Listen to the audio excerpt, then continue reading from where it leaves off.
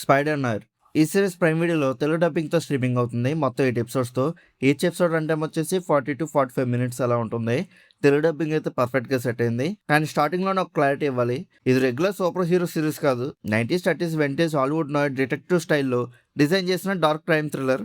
Heavy CG fights, multi universe fan service, flashy super hero elevations కన్నా grounded street fights, detective investigation and psychological drama మీద ఎక్కువ focus పెట్టారు.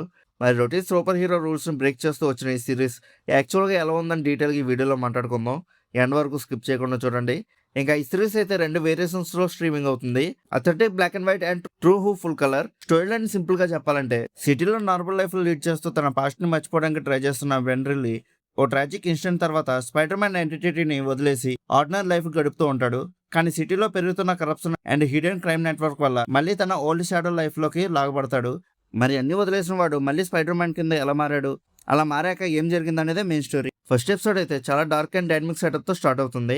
ఒక detective investigation స్టైల్లో story స్లోగా open అవ్వడం, మిస్టరీ అట్మాస్ఫియర్ని బిల్డ్ చేయడం వల్ల చాలా ఎంగేజింగ్గా ఉంటుంది. డైరెక్ట్ యాక్షన్ కన్నా సస్పెన్స్ అండ్ నరేషన్ మీద ఫోకస్ పెట్టారు. Visual tone and background score కూడా ఫస్ట్ ఎపిసోడ్లోనే సిరీస్ వైబ్ని స్ట్రాంగ్గా ఎస్టాబ్లిష్ చేస్తాయి. కానీ మిడిల్ ఫేస్ మాత్రం, అంటే ఎపిసోడ్స్ 3, 4, 5 దగ్గర ఫేసింగ్ కొంచెం స్లోగా అనిపిస్తుంది. యాక్షన్ ఆల్మోస్ట్ తక్కువగానే ఉంటుంది. క్యారెక్టర్స్ మధ్య long conversations and emotional drama అనేది ఎక్కువగా ఉంటాయి. మార్వెల్ అంటే ఫాస్ట్ ఎంటర్టైన్మెంట్ ఎక్స్పెక్ట్ చేసే వాళ్ళకి మాత్రం ఇక్కడ కొంచెం బోరింగ్ అనిపించవచ్చు. కానీ కొన్ని సీన్స్ మాత్రం చాలా స్ట్రెచ్ చేస్తున్నట్టుగా ఫీల్ అవుతాం.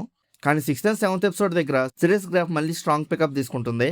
Character trauma, guilt and psychological ఎలిమెంట్స్ని చాలా డెప్త్గా ఎక్స్ప్లోర్ చేశారు.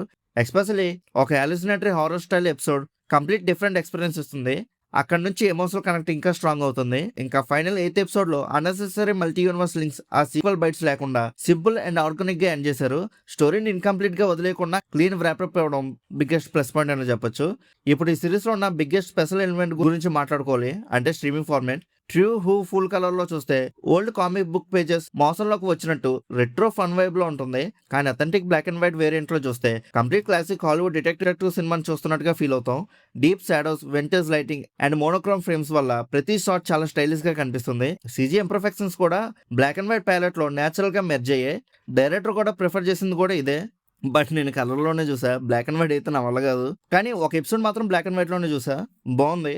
బట్ ఫుల్గా అంటే కంప్లీట్ చేయలేకపోయా. ఇంకా నెక్స్ట్ వచ్చేసి స్పైడర్ మ్యాన్ వర్షన్స్ తో కంపేర్ చేస్తే ఈ నార్ యూనివర్స్ కంప్లీట్ గా different. Tobey, Andrew and Tom Holland versions లో హోప్ఫుల్ అండ్ యూత్ఫుల్ ఎనర్జీ ఉంటుంది. కానీ ఇక్కడ hero complete broken anti hero. Web shooting కన్నా guns and brutal hand to hand combats ఎక్కువగా ఉంటాయి. స్పైడర్ సెన్స్ వచ్చినప్పుడల్లా మైగ్రెన్స్ అండ్ ఫిజికల్ పెయిన్ ని ఎక్కువగా ఫేస్ చేస్తూ ఉంటాడు. సేవింగ్ ది వరల్డ్ కన్నా గిల్ట్ అండ్ రిడెంప్షన్ యాంగిల్ మీద స్టోరీ ఎక్కువగా ఫోకస్ చేస్తూ ఉంటుంది. టెక్నికల్ గా చూస్తే cinematography and production design biggest highlight. Retro city setup, shadow lighting and grounded action choreograph చాలా అథెంటిక్ ఫీల్ ఇస్తాయి. బ్యాక్గ్రౌండ్ స్కోర్ కూడా నోయిట్ డిటెక్టివ్ అట్మాస్ఫియర్ కి పర్ఫెక్ట్ గా సూట్ అయ్యాయి. ఇంకా ఓవరాల్ గా ఈ సిరీస్ ఎలా ఉందని అడిగితే ఇట్స్ అన్ యావరేజ్ సిరీస్. పర్లేదు, ఒకసారి ట్రై చేయొచ్చు. ఈ సిరీస్ అనేది మాస్ రెగ్యులర్ ఎంటర్టైన్మెంట్ కాదు, slow paced classic noir thriller. Super powers కన్నా emotions, drama and detective atmosphere ని ఎక్కువగా ఫోకస్ చేసిన డిఫరెంట్ అటెంప్ట్. పేషెన్స్ తో చూస్తే visual aesthetics, unique concept and grounded emotion drama వల్ల డెఫినెట్లీ వర్త్ వాచింగ్ ఎక్స్పీరియన్స్ ఇస్తుంది. ఒకవేళ మీరు ఆల్రెడీ సిరీస్ని చూస్తుంటే మీకు ఎలా అనిపించిందో కింద నా కామెంట్ సెక్షన్లో చెప్పండి. అలానే బోల్డ్ అని ఇలాంటి రివ్యూస్ కోసం మన సినీ మ్యాప్ ఛానల్ని సబ్స్క్రైబ్ చేసుకుని బెల్ ఐకాన్ కూడా ఆన్ చేసి పెట్టుకోండి. మా వీడియోస్ని మీరు మిస్ అవ్వకుండా చూడగలుగుతూ ఉంటారు. ఇంక మళ్ళీ మనం నెక్స్ట్ వీడియోలో కలుసుకుందాం. బాయ్.